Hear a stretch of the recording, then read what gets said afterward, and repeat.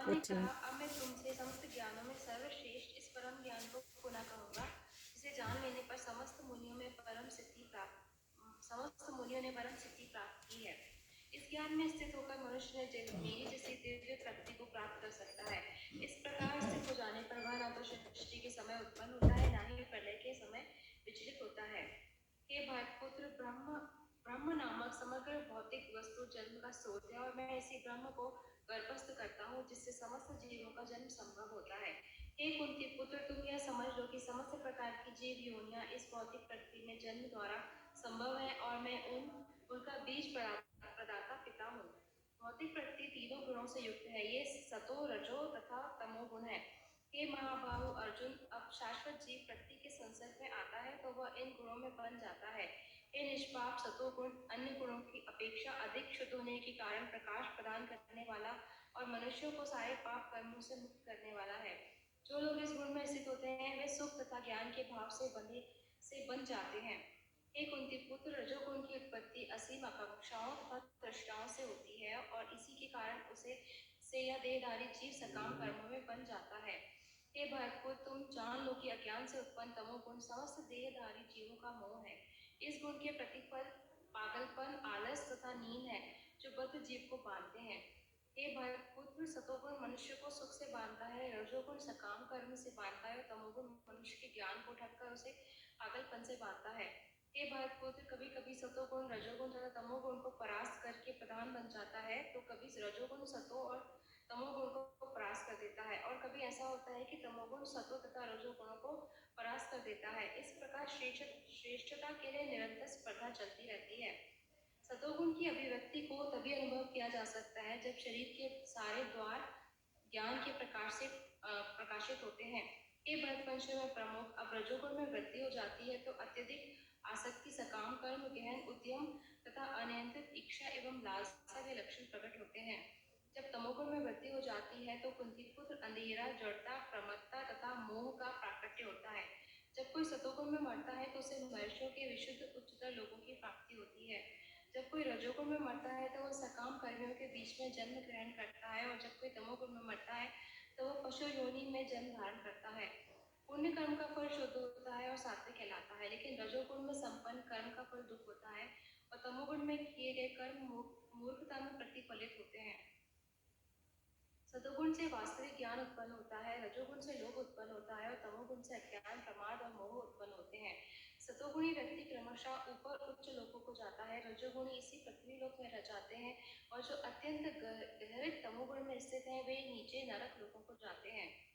जब कोई यह अच्छी तरह जान लेता है कि समस्त कार्यों में प्रकृति के तीनों गुणों के अतिरिक्त अन्य कोई कर्ता नहीं है, और जब वह परमेश्वर को जान लेता है तो इन तीनों गुणों से परे है, तो वह मेरे दिव्य स्वभाव को प्राप्त होता है। जब देहधारी जीव भौतिक शरीर से संबद्ध इन तीनों गुणों को लांघने में समर्थ होता है तो वह जन्म, मृत्यु, बुढ़ापा तथा अनेक कष्टों से मुक्त हो सकता है, और इसी जीवन में अमृत का भोग कर सकता है। अर्जुन ने पूछा, हे भगवान, जो इन तीनों गुणों से परे है वह किन लक्षणों के द्वारा जाना जाता है, उसका आचरण कैसा होता है, वह प्रकृति के गुणों को किस प्रकार लांघता है? भगवान ने कहा, है पांडुपुत्र, जो प्रकाश, आसक्ति तथा मोह के उपस्थित होने पर ना तो उसे घृणा करता है, न लुप्त हो जाने पर उसकी इच्छा करता है, जो भौतिक गुणों की इस समस्त प्रतिक्रिया से निश्चित तथा अविचलित रहता है, और यह जानकर कि केवल गुण ही क्रियाशील है, उदासीन तथा दिव्य बना रहता है, जो अपने आप में स्थित है और सुख तथा दुख को एक समान मानता है, जो मिट्टी के ढेले, पत्थर, स्वर्ग के टुकड़े को समान दृष्टि से देखता है, जो अनुकूल तथा प्रतिकूल के प्रति समान बना रहता है, जो धीर है और प्रशंसा तथा बुराई, मान अपमान में समान भाव से रहता है, जो शत्रु तथा मित्र के साथ समान व्यवहार करता है, और जिसने सारे भौतिक कार्यों का परित्याग कर दिया है, ऐसे व्यक्ति को प्रकृति के गुणों में अतीत कहते हैं। जो समस्त परिस्थितियों में अविचलित भाव से पूर्ण रूप भक्ति में प्रवृत्त होता है, वह तुरंत ही प्रकृति के गुणों को लांघ जाता है, और इस प्रकार ब्रह्म के स्तर तक पहुंच जाता है। और मैं ही उस निराकार ब्रह्म का आश्रय हूँ, अमर्त्य, अविनाशी तथा शाश्वत है, और चरम सुख का स्वाभाविक पद है। इस प्रकार श्रीमद् भगवद गीता के 14वें अध्याय प्रकृति के 3 गुणों का भक्ति विधान अध्याय 15 पुरुषोत्तम योग। भगवान ने कहा जाता है कि एक शाश्वत अश्वत्थ वृक्ष है जिसकी जड़ें तो ऊपर की ओर है और शाखाएं नीचे नीचे की ओर तथा पत्तियां वैदिक स्रोत हैं। जो इस वृक्ष को जानता है वह वेदों का ज्ञाता है। इस वृक्ष की शाखाएं ऊपर तथा नीचे फैली हुई हैं और प्रकृति के 3 गुणों द्वारा पोषित है। इसकी टहनियां इंद्रिय विषय हैं। वृक्ष की जड़ें नीचे की ओर भी जाती हैं, जो मानव समाज के सकाम कर्मों से बंधी हुई है। इस वृक्ष के वास्तविक स्वरूप का अनुभव इस जगत में नहीं किया जा सकता। कोई भी नहीं समझ सकता कि इसका आदि कहाँ है और अंत कहाँ है या इसका आधार कहाँ है। लेकिन मनुष्य को चाहिए कि इस दृढ़ मूल वाले वृक्ष को विरक्ति के शस्त्र से काट गिराए। तत्पश्चात उसे ऐसे स्थान की खोज करनी चाहिए जहाँ जाकर लौटना न पड़े और जहाँ उस भगवान की शरण ग्रहण कर ली जाए जिससे अनादिकाल से प्रत्येक वस्तु का सूत्रपात तथा विस्तार होता आया है। जो झूठी प्रतिष्ठा मोह कुसंगति से मुक्त है, जो शाश्वत तत्व को समझते हैं, जिन्होंने भौतिक काम को नष्ट कर दिया है, जो सुख तथा दुख के द्वंद्व से मुक्त है और जो मोह रहित होकर परम पुरुष के शरणागत होना चाहते हैं, वे शाश्वत राज्य को प्राप्त होते हैं। वह मेरा परम धाम ना तो सूर्य या चंद्र के द्वारा प्रकाशित होता है, ना ही अग्नि या बिजली से। जो लोग वहां पहुंचते हैं वे इस भौतिक जगत में फिर से लौटकर नहीं आते। इस बद्ध जगत में सारे जीव मेरे शाश्वत अंश हैं। बद्ध जीवन के कारण वे 4 इंद्रियों से घोर संघर्ष कर रहे हैं, जिनमें मन भी सम्मिलित है। इस संसार में जीव अपने देहात्म बुद्धि को एक शरीर से दूसरे में उसी तरह ले जाता है जिस तरह वायु सुगंधि को ले जाता है। इस प्रकार वह एक शरीर धारण करता है और फिर उसे त्याग कर दूसरा शरीर धारण करता है। इस प्रकार दूसरा स्थूल शरीर धारण करके जीव विशेष प्रकार का कान, आँख, नाक, जीभ तथा स्पर्श इंद्रियां प्राप्त करता है, जो मन के चारों ओर संपूजित है। इस प्रकार वह इंद्रिय विषयों के विशिष्ट समुच्चय का भोग करता है। मूर्ख ना तो समझ पाते हैं कि जीव किस प्रकार अपना शरीर त्याग करता है, ना ही वह यह समझ पाते हैं कि प्रकृति के गुणों के अधीन वह किस तरह के शरीर को भोग करता है। लेकिन जिसकी आंखें ज्ञान में प्रशिक्षित होती हैं वह यह सब देख सकता है। आत्म साक्षात्कार को प्राप्त प्रयत्नशील योगी जन यह सब स्पष्ट रूप से देख सकते हैं। लेकिन जिनके मन विकसित नहीं है और जो आत्म साक्षात्कार को प्राप्त नहीं है, प्रयत्न करके भी यह नहीं देख पाते कि क्या हो रहा है। सूर्य का तेज जो सारे विश्व के अंधकार को दूर करता है, मुझसे ही निकलता है। चंद्रमा तथा अग्नि के तेज भी मुझसे उत्पन्न है। मैं प्रत्येक लोक में प्रवेश करता हूँ और मेरी शक्ति से सारे लोग अपनी कक्षा में रहते हैं। मैं चंद्रमा बनकर समस्त वनस्पतियों को जीवन रस प्रदान करता हूँ। मैं समस्त जीवों के शरीर में पाचक अग्नि हूँ और मैं श्वास प्रश्वास में रहकर 4 प्रकार के अन्नों को पचाता हूँ। मैं प्रत्येक जीव के हृदय में आसीन हूँ और मुझसे ही स्मृति, ज्ञान तथा विस्मृति होती है। मैं ही वेदों के द्वारा जानने योग्य हूँ। निसंदेह मैं वेदांत का संकलन करता तथा समस्त वेदों का जानने वाला हूँ। जीव 2 प्रकार के हैं, च्युत तथा अच्युत। भौतिक जगत में प्रत्येक जीव च्युत होता है और आध्यात्मिक जगत में प्रत्येक जीव अच्युत कहलाता है। इन दोनों के अतिरिक्त एक परम पुरुष परमात्मा है जो साक्षात अविनाशी भगवान है और तीनों लोकों में प्रवेश करके उनका पालन कर रहा है। चूंकि मैं क्षर तथा अक्षर दोनों के परे हूँ और चूंकि मैं सर्वश्रेष्ठ हूँ, अतः मैं इस जगत में तथा वेदों में परम पुरुष के रूप में विख्यात हूँ। जब कोई मुझे संशय रहित होकर पुरुषोत्तम भगवान के रूप में जानता है, वह सब कुछ जानने वाला है। अतः हे भरतपुत्र, यह व्यक्ति मेरी पूर्ण भक्ति में रत होता है। हे अनग, यह वैदिक शास्त्रों का सर्वाधिक गुप्त अंश है जिसे मैंने अब प्रकट किया है। जो कोई इसे समझता है वह बुद्धिमान हो जाएगा और उसके प्रयास पूर्ण होंगे। इस प्रकार श्रीमद् भगवद गीता के 15वें अध्याय पुरुषोत्तम योग का भक्ति वेदांत तात्पर्य पूर्ण हुआ।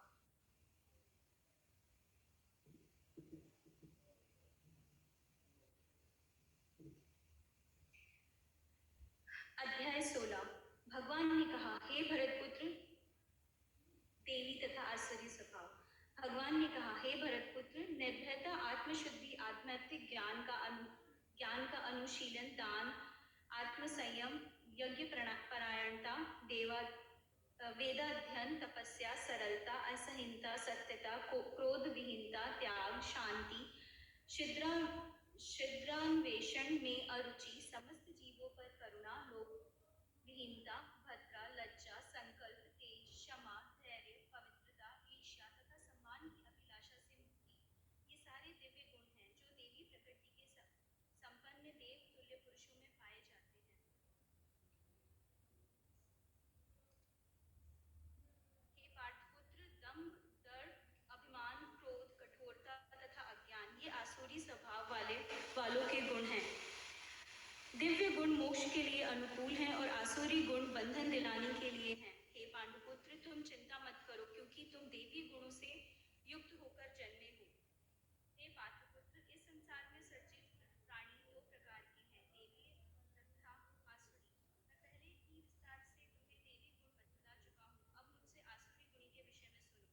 जो आसुरी हैं वे ये नहीं जानते कि क्या करना चाहिए और क्या नहीं करना चाहिए। उनमें न तो पवित्रता, न उचित आचरण और न ही सत्य पाया जाता है। वे कहते हैं कि यह जगत मिथ्या है, इसका कोई आधार नहीं है, इसका नियमन किसी ईश्वर द्वारा नहीं होता। उनका कहना है कि ये कामेक्षा से उत्पन्न होता है और काम के अतिरिक्त कोई अन्य कारण नहीं है। ऐसे निष्कर्षों का अनुगम करते हुए आसुरी लोग, जिन्होंने आत्मज्ञान खो दिया है और जो बुद्धिहीन हैं, ऐसे अनुपयोगी एवं भयावह कार्यों में प्रवृत्त होते हैं जो संसार का विनाश करने के लिए होता है। कभी न संतुष्ट होने वाले काम का आश्रय लेकर तथा गर्भ के मद एवं मिथ्या प्रतिष्ठा में डूबे हुए आसुरी लोग इस तरह मोहग्रस्त होकर सदैव क्षणभंगुर वस्तुओं के द्वारा अपवित्र कर्म का व्रत लिए रहते हैं। उनका विश्वास है कि इंद्रियों की दृष्टि ही मानव सभ्यता की मूल आवश्यकता है। इस प्रकार मरण काल तक उनको अपार चिंता होती रहती है। वे लाखों इच्छाओं के जाल में बंधकर तथा काम और क्रोध में लीन होकर इंद्रिय तृप्ति के लिए अवैध ढंग से धन संग्रह करते हैं। आसुरी व्यक्ति सोचता है, आज मेरे पास इतना धन है और अपनी योजनाओं से मैं और अधिक धन कमाऊंगा। इस समय मेरे पास इतना है, किंतु भविष्य में यह बढ़कर और अधिक हो जाएगा। वह मेरा शत्रु है और मैंने उसे मार दिया और ये मेरे अन्य शत्रु भी मार दिए जाएंगे। मैं सभी वस्तुओं का स्वामी हूँ, मैं भोक्ता हूँ, मैं सिद्ध, शक्तिमान तथा सुखी हूँ। मैं सबसे धनी व्यक्ति हूँ और मेरे आसपास मेरे कुलीन संबंधी हैं। कोई अन्य मेरे समान शक्तिमान तथा सुखी नहीं है। मैं यज्ञ करूंगा, दान दूंगा और इस तरह आनंद मनाऊंगा। इस प्रकार ऐसे व्यक्ति अज्ञानवश मोहग्रस्त होते रहते हैं। अपने को श्रेष्ठ मानने इस प्रकार अनेक चिंताओं से उद्विग्न होकर तथा मोह जाल में बंधकर वे इंद्रिय भोग में अत्यधिक आसक्त हो जाते हैं और फिर नरक में गिरते हैं। अपने को श्रेष्ठ मानने वाले तथा सदैव घमंड करने वाले, संपत्ति तथा मिथ्या प्रतिष्ठा से मोहग्रस्त लोग किसी विधि विधान का पालन न करते हुए कभी कभी नाम मात्र के लिए बड़े गर्व के साथ यज्ञ करते हैं। मिथ्या अहंकार, बल, तर्क, काम तथा क्रोध से मोहित होकर आसुरी व्यक्ति अपने शरीर में तथा अन्यों के शरीर में स्थित भगवान से ईर्ष्या और वास्तविक धर्म की निंदा करने लगते हैं। जो लोग ईर्ष्यालु तथा क्रूर हैं और नराधर्म हैं, उन्हें मैं निरंतर विभिन्न आसुरी योनियों में भवसागर में डालता रहता हूँ। हे कुंती पुत्र, ऐसे व्यक्ति आसुरी योनि में बारंबार जन्म ग्रहण करते हुए कभी भी मुझ तक पहुंच नहीं पाते। वे धीरे धीरे अत्यंत अधम गति को प्राप्त होते हैं। इस तरह इस नरक के 3 द्वार हैं, काम, क्रोध तथा लोभ। प्रत्येक बुद्धिमान व्यक्ति को चाहिए कि इन्हें त्याग दे, क्योंकि इनसे आत्मा का पतन होता है। हे कुंती पुत्र, जो व्यक्ति इन तीनों नरक द्वारों से बच पाता है, वह आत्म साक्षात्कार के लिए कल्याणकारी कार्य करता है और इस प्रकार क्रमशः परम गति को प्राप्त होता है। जो शास्त्रों के आदेशों की अवहेलना करता है और मनमाने ढंग से कार्य करता है, उसे न तो सिद्धि, न सुख, न ही परम गति की प्राप्ति होती है। अतएव मनुष्य को यह जानना चाहिए कि शास्त्रों के विधान के अनुसार क्या कर्तव्य है और क्या अकर्तव्य है। उसे ऐसे विधि विधानों को जानकर कर्म करना चाहिए जिससे वह क्रमशः ऊपर उठ सके। इस प्रकार श्रीमद् भागवत गीता के 16वें अध्याय देवी तथा आसुरी स्वभाव का भक्ति विधान तात्पर्य पूर्ण हुआ। हरे कृष्ण।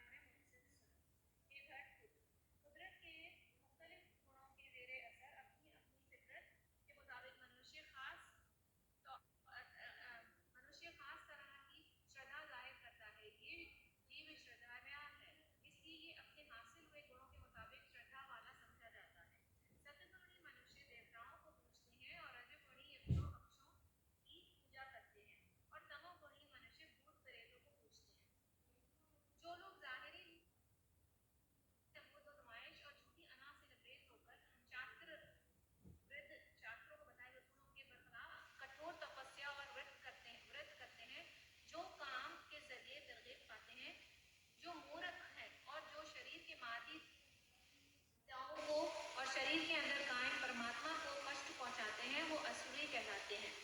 यहाँ तक कि हर एक मनुष्य जो भोजन खाता पसंद करता है वो भी प्रकृति के गुणों के मुताबिक 3 तरह का होता है। यही बात यज्ञ, तपस्या और दान के लिए भी सत्य है। अब उनके पद के बारे में सुनो। जो भोजन सात्विक लोगों को पसंद होता है वो उम्र बढ़ाने वाला, जीवन को शुद्ध करने वाला और ताकत, सेहत, सुख और तस्कीन पहुंचाने वाला होता है। ऐसा भोजन रसीला, चिकना, सेहत बख्श और हृदय को भाने वाला होता है। बहुत ज्यादा तीखे, खट्टे, नमकीन, गरम, चटपटे, सूखे और जलन पैदा करने वाले भोजन रजोगुणी लोगों को प्यारे होते हैं। ऐसे भोजन दुख और गम और रोग पैदा करने वाले हैं।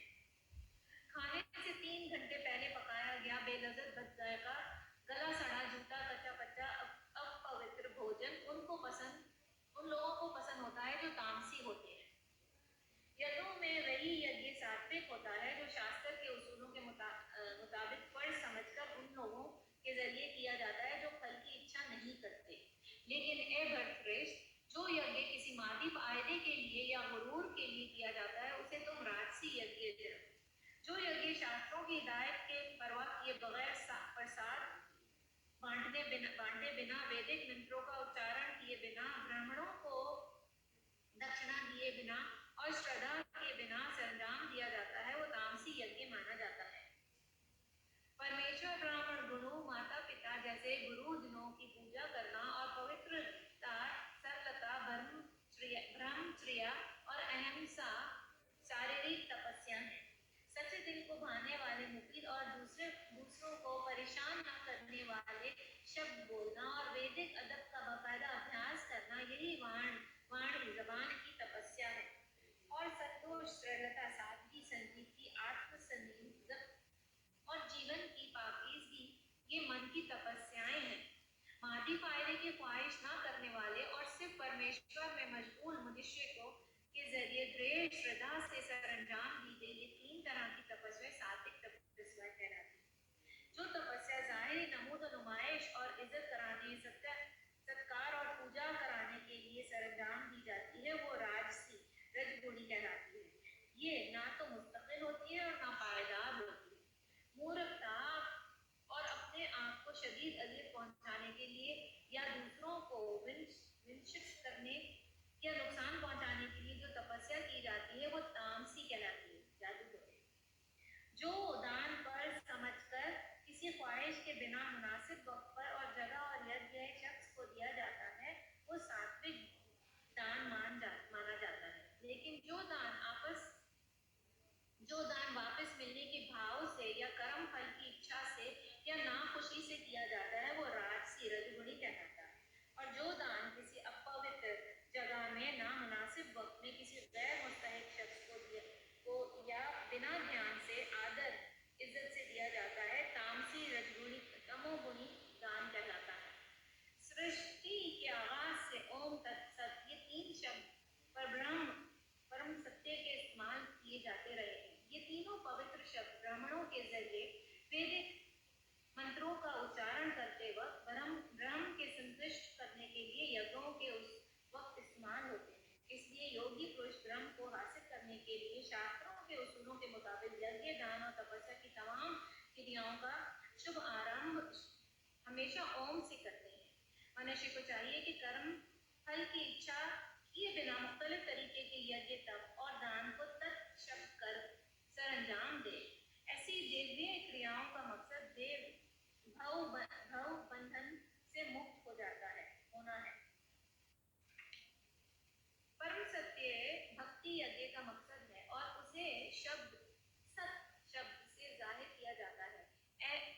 ए प्रथा पुत्र, ऐसे यज्ञ को सरंजाम देने वाला भी सत्य कहलाता है। जिस तरह यज्ञ, तप और दान के सारे कर्म भी जो परम पुरुष को खुश करने के लिए सरंजाम दिए जाते हैं सत्य कहलाते हैं।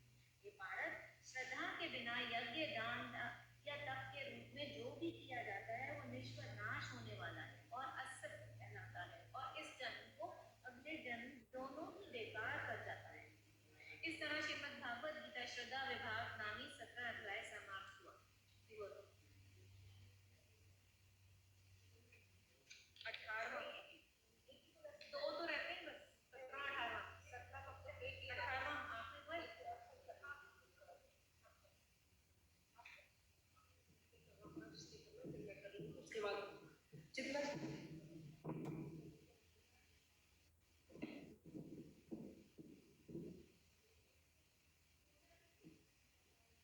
कहा,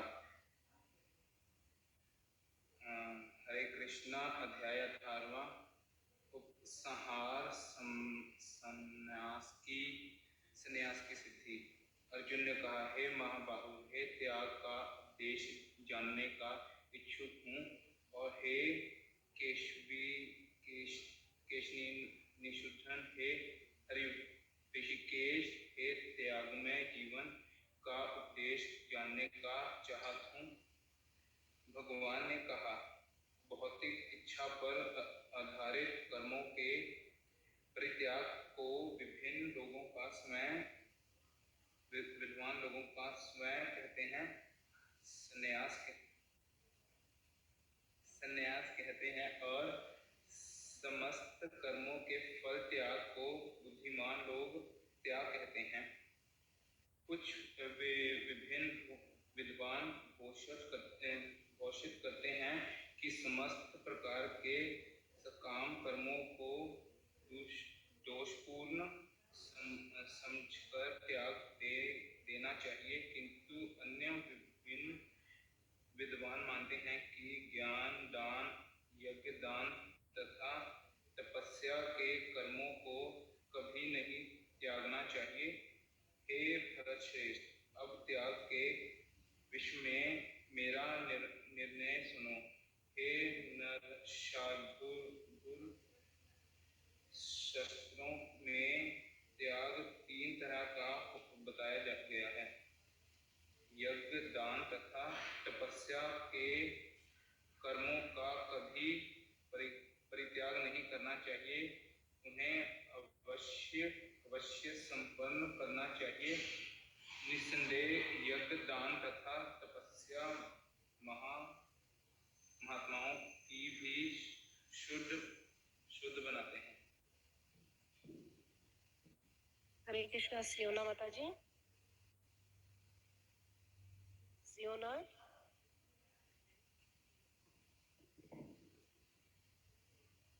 जी माता जी। 20-25 चलेगी, लगते वैसे 10 मिनट एक्स्ट्रा। हाँ जी सियोना जी, आप रीड करेंगे 80 लेसन। माता जी मैंने खोला नहीं। आपकी आवाज नहीं आई।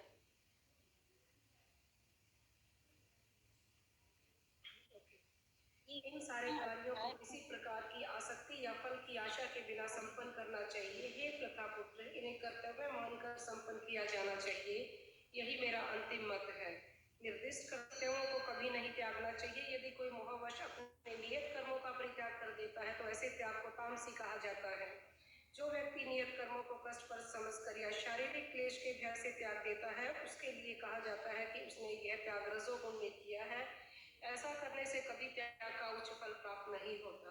हे अर्जुन, जब मनुष्य नियत कर्तव्य को करणीय मानकर करता है और समस्त भौतिक संगति तथा फल की आसक्ति को त्याग देता है, तो उसका त्याग सात्विक कहलाता है। सतोगुण में स्थित बुद्धिमान त्यागी, जो न तो अशुभ कर्म से घृणा करता है, न शुभ कर्म से लिप्त होता है, वह कर्म के विषय में कोई संशय नहीं रखता।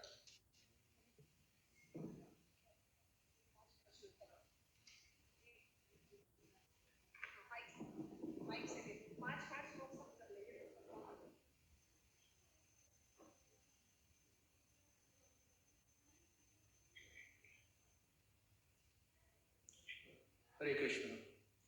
हे अर्जुन, जब मनुष्य नियत कर्तव्य को कारणीय मानकर करता है और समस्त भौतिक संगति तथा फल की आसक्ति को त्याग देता है, तो उसका त्याग सात्विक कहलाता है।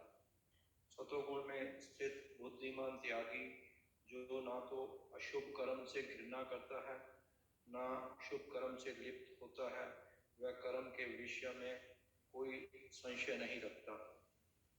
निस्संदेह किसी को देहधारी प्राणी के लिए समस्त कर्मों का परित्याग कर पाना असंभव है, लेकिन जो कर्म फल का परित्याग करता है वह वास्तव में त्यागी कहलाता है।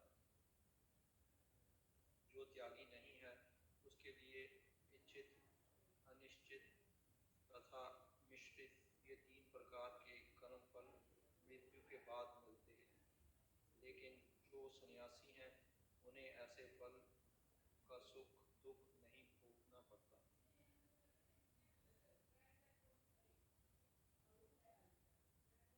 हे महाबाहु अर्जुन, वेदांत के अनुसार समस्त कर्म की पूर्ति के लिए 5 कारण हैं।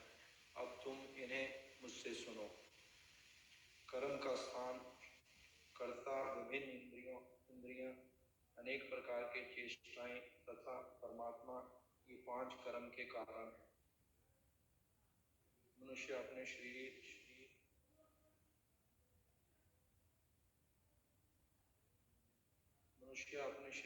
मन या वाणी से जो भी उचित या अनुचित कर्म करता है वह इन 5 कारणों के फल स्वरूप होता है।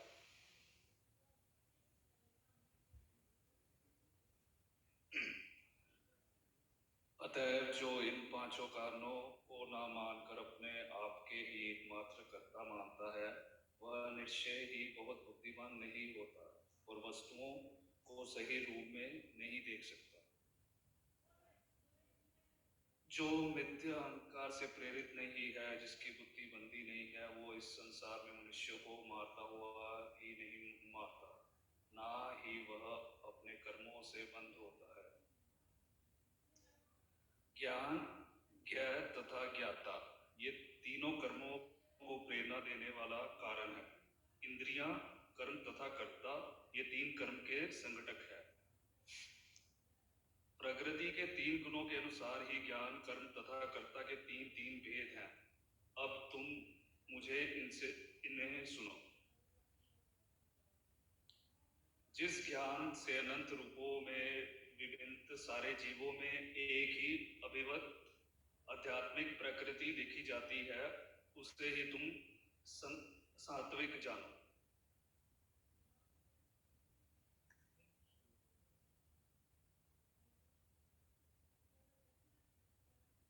जिस ज्ञान से कोई मनुष्य विभिन्न शरीरों में भिन्न भिन्न प्रकार का जीव देखता है उसे तुम राजसी जानो। और वह ज्ञान जिससे मनुष्य किसी एक प्रकार के कार्य को जो अति तुच्छ है सब कुछ मानकर सत्य को जाने बिना उसमें लिप्त रहता है, तामसी कहा जाता है। जो कर्म नियमित और जो असत्य, राग या द्वेष से रहते कर्मफल की चाह के बिना किया जाता है उसे सात्विक, वह सात्विक।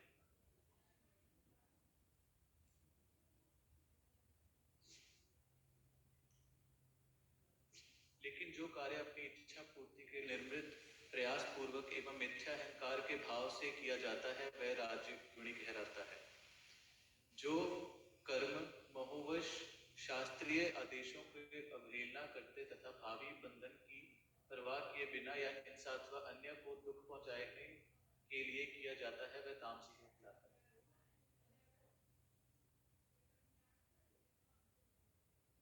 हरे कृष्णा। जो व्यक्ति भौतिक गुणों के संसर्ग के बिना अहंकार रहित संकल्प तथा उत्साह पूर्वक अपना कर्म करता है और सफलता तथा असफलता में अविचलित रहता है वह सात्विक कर्ता कहलाता है। जो कर्ता कर्म तथा कर्म फल के प्रति आसक्त होकर फलों का भोग करना चाहता है तथा जो लोभी, सदैव ईर्ष्यालु, अपवित्र और दुख सुख से विचलित होने वाला है वह राजसी कहा जाता है। जो कर्ता सदा शास्त्रों के आदर्शों के विरुद्ध कार्य करता रहता है, जो भौतिकवादी, हठी, कपटी तथा अन्यों का अपमान करने में पटु है तथा जो आलसी, सदैव खिन्न तथा काम करने में दीर्घसूत्री है वह तमोगुणी कहलाता है। हे धनंजय, अब मैं प्रकृति के 3 गुणों के अनुसार तुम्हें विभिन्न प्रकार की बुद्धि तथा धृति के विषय में विस्तार से बताऊंगा, तुम इससे सुनो। हे प्रतापुत्र, यह बुद्धि सतोगुणी है जिसके द्वारा मनुष्य यह जानता है कि क्या करनी है, क्या नहीं है, किससे करना चाहिए और किससे नहीं, क्या बांधने वाला है और क्या मुक्ति देने वाला है। हरे कृष्ण।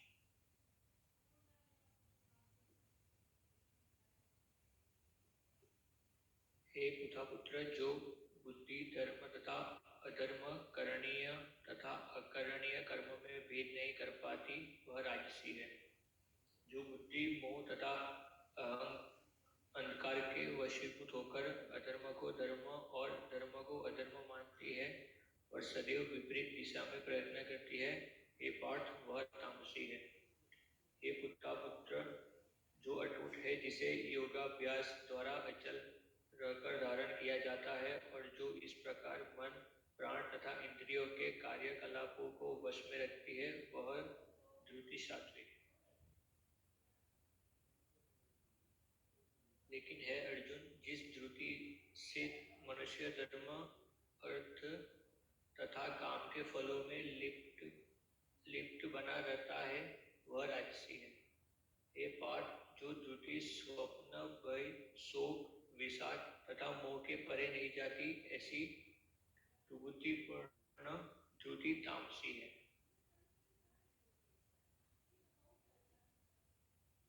हे भरत श्रेष्ठ, अब मुझसे 3 प्रकार के सुखों के विषय में सुनो, जिनके द्वारा बुद्धिजीव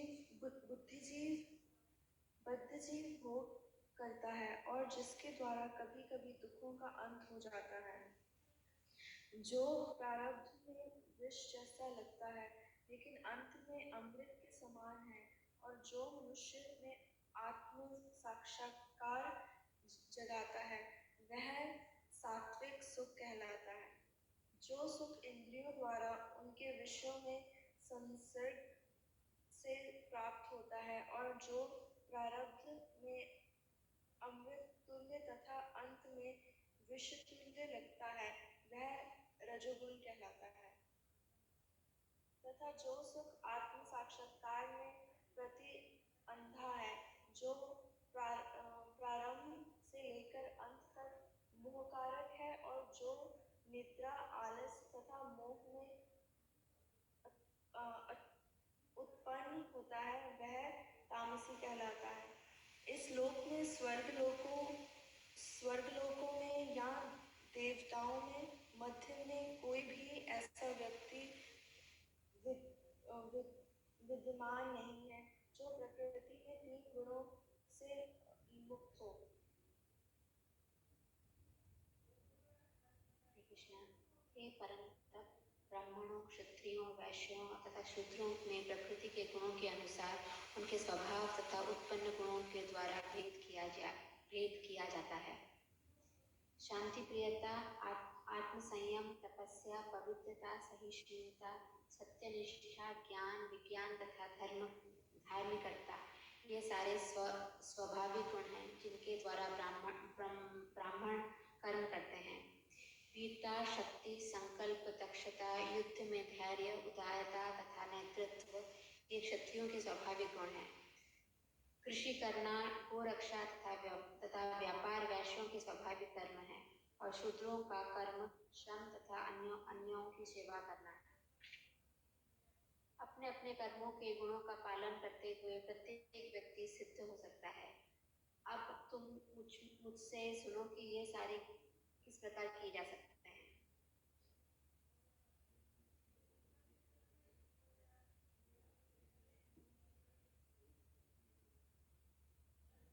जो सभी प्राणियों को उद्गम है और सर्वव्यापी है, उस भगवान की उपासना करके मनुष्य अपना कर्म करते हुए पूर्णता प्राप्त कर सकता है।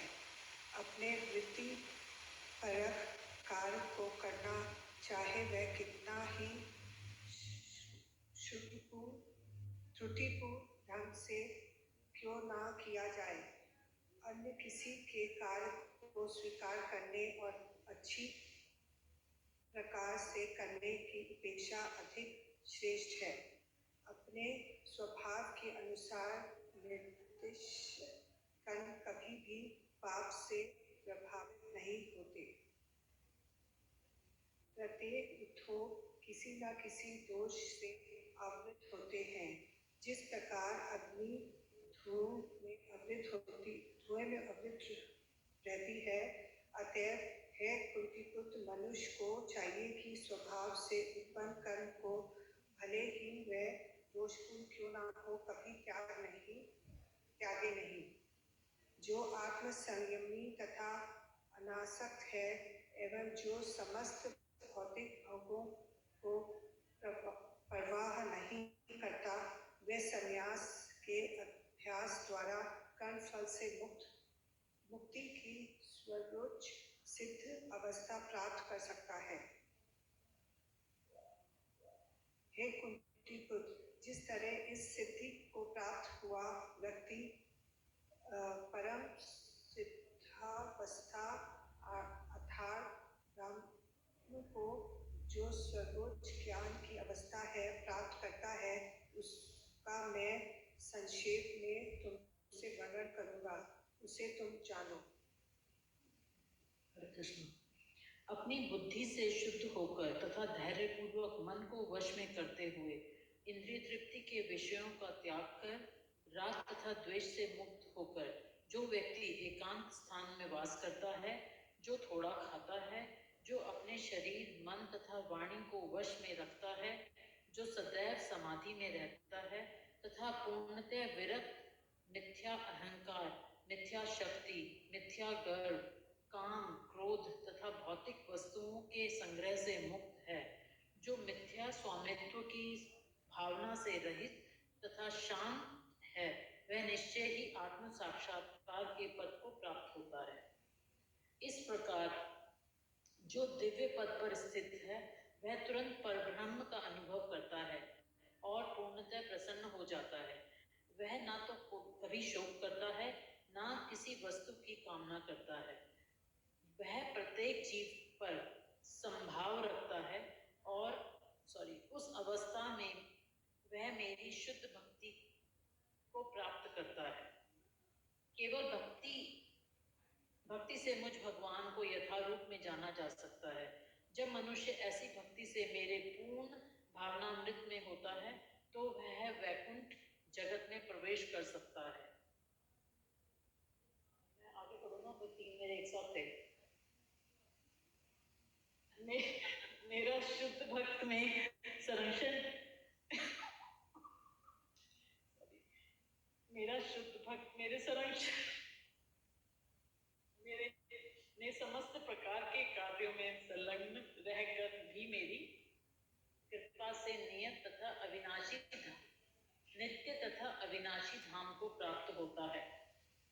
सारे कार्यों के लिए मुझ पर निर्भर रहो और मेरे संरक्षण में सदा कर्म करो। ऐसी भक्ति में मेरे प्रति पूर्णतः सचेत रहो।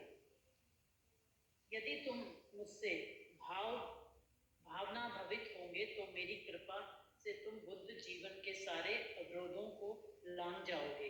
लेकिन यदि तुम मिथ्या अहंकारवश ऐसी चेतना में कर्म नहीं करोगे, तो मेरी बात नहीं सुनोगे, तो तुम विनिष्ट हो जाओगे। यदि तुम मेरे निर्देशानुसार कर्म नहीं करते और युद्ध में प्रवृत्त नहीं होते, तो तुम कर्म कुमार्ग पर जाओगे। तुम्हें अपने स्वभाववश युद्ध में लगना होगा।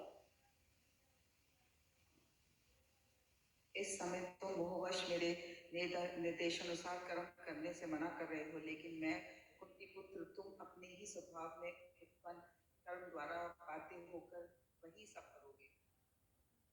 हे अर्जुन, परमेश्वर प्रत्येक जीव के हृदय में स्थित है और भौतिक शक्ति में निर्मित यंत्र में सवार की भांति बैठे समस्त जीवों को अपनी माया से भरमा रहे हैं। हे भारत, तुम सब प्रकार से उसी की शरण में जाओ। अब उसकी कृपा से तुम परम शांति को तथा परम नित्य धाम को प्राप्त होगे। इस प्रकार मैंने तुम्हें बृहदार ज्ञान बतला दिया। इस पर पूरी तरह से मनन करो और तब जो चाहे सो करो।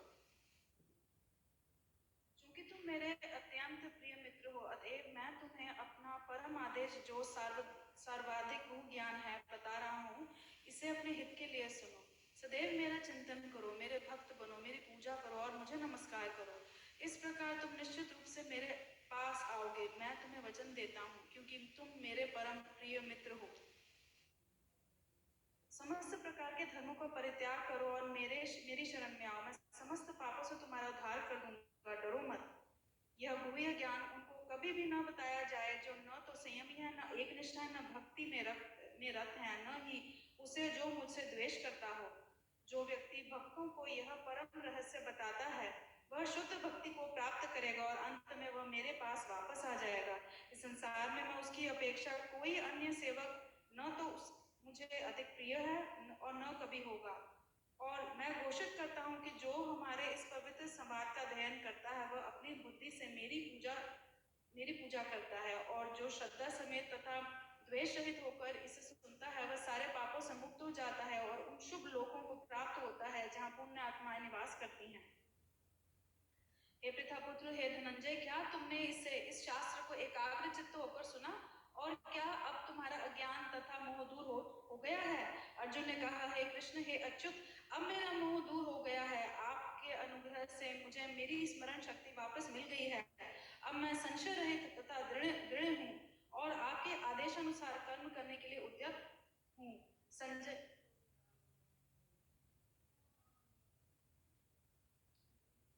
ने कहा, इस प्रकार मैंने कृष्ण तथा अर्जुन इन दोनों महापुरुषों की वार्ता सुनी, और ये संदेश इतना अद्भुत है कि मेरे शरीर में रोमांच हो रहा है।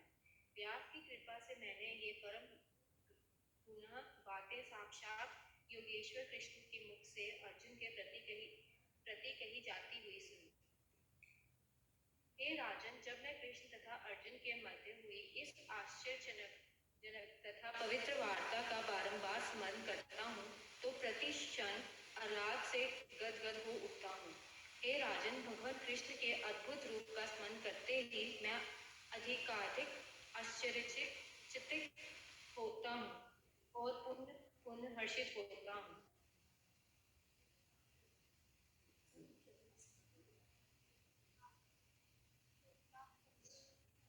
जहाँ योगेश्वर कृष्ण है और जहाँ परम धनुर्धर अर्जुन है, वहीं ऐश्वर्य, विजय, अलौकिक शक्ति तथा नीति भी निश्चित रूप से रहती है, ऐसा मेरा मत है। इस प्रकार श्रीमद् भागवत के 18वें अध्याय उपसंग्रह संशय की सिद्धि। जहाँ योगेश्वर कृष्ण है और जहाँ परम धनुर्धर अर्जुन है, वही ऐश्वर्य, विजय, अलौकिक शक्ति तथा नीति भी निश्चित रूप से रहती है, ऐसा मेरा मत है। इस प्रकार श्रीमद् भगवद गीता के 18वें अध्याय उपसंहार संन्यास की सिद्धि का भक्ति वेदांत तात्पर्य पूर्ण हुआ। हरे कृष्णा हरे हरे, हरे राम राम राम हरे हरे। श्रीमद् भगवद गीता कृष्णा कृष्णा हरे हरे, हरे राम राम राम हरे हरे, हरे कृष्णा कृष्णा कृष्णा हरे हरे, हरे राम राम हरे। श्रीमद् भगवद गीता की जय। श्रीला प्रभुपाद की जय। गोपाल कृष्ण गोस्वामी महाराज की जय। Hare Krishna everyone, thank you so much. कोई वर्ड्स नहीं है, इतना इस मटेरियल वर्ल्ड में टाइम निकाल के आप लोग यहाँ आए हैं, सबने पार्टिसिपेट किया है। बस भगवान आपको, प्रभुपाद जी ने कहा है कि 50 टाइम्स रीड करनी है, तो धीरे धीरे स्टार्ट हुई है, तो 5 टाइम्स होगी मेरे ख्याल से, तो 45 और रह गए, बस वो भी हो जाएगा, है ना? बस जी, ओके श्योर। बट अभी आज की डिजायर ना, अंदर से आप बिलीव करना, दीन बंधु प्रभु बैठे बैठे अंदर से इतनी तड़फन हो रही थी, मैंने कहा दीन बंधु आए हुए हैं प्रभु जी, और उनसे अगर गौरा आरती कर देना तो भगवान आपकी बहुत मेहरबानी होगी प्रभुपाद जी। अभी प्रभु जी पता नहीं करेंगे कि नहीं, मैंने अंदर से गैस किया था, भगवान से प्रेयर किया प्रभुपाद जी से, आप करेंगे प्रभु गौरा आरती? प्रभु जी प्लीज सी, आप, मैंने पूछा नहीं है पर अंदर से इतनी डिजायर थी कि आज प्रभु जी के बस हो जाए। Thank you. यस यस, हाँ जी, बोल दिया, बता दिया, ये डेडिकेट किए हैं गोपाल कृष्ण गोस्वामी महाराज को, और बस वो गोलोक धाम में हैं और उनकी ब्लेसिंग हम सबके साथ है। हरे कृष्णा हरे कृष्णा।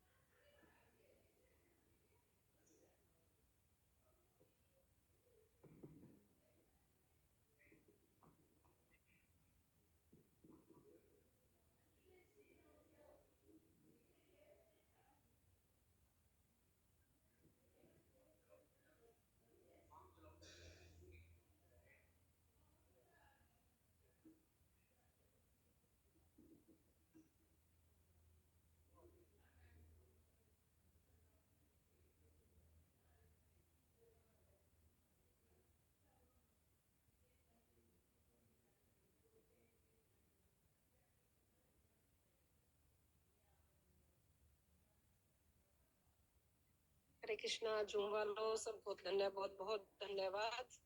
तो आपने पार्टिसिपेट किया है और Hare Krishna thank you so much माता जी। इस बार सारे मिलके करेंगे, ठीक है। आज की कुछ गलती भी है तो माफ करना। नहीं नहीं, तो अब थोड़ा थोड़ा पढ़ा था आपने ना, इसलिए कोई बात नहीं, फिर पढ़।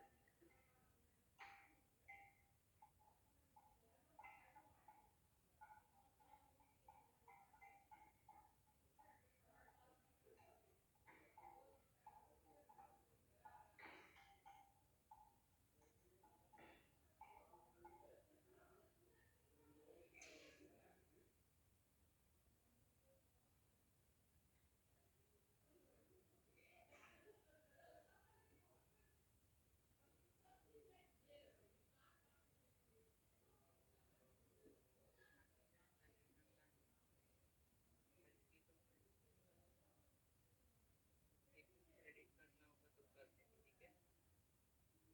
यू नीड टू वॉक जैसे वॉकिंग से 2 मिनट के लिए खड़ा होकर फिर सोचो ना जो तुम पॉइंट है।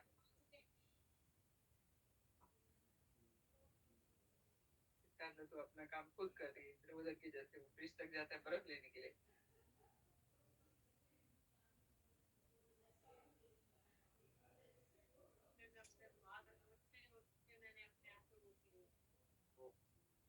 सीमा તમારે મ્યુટ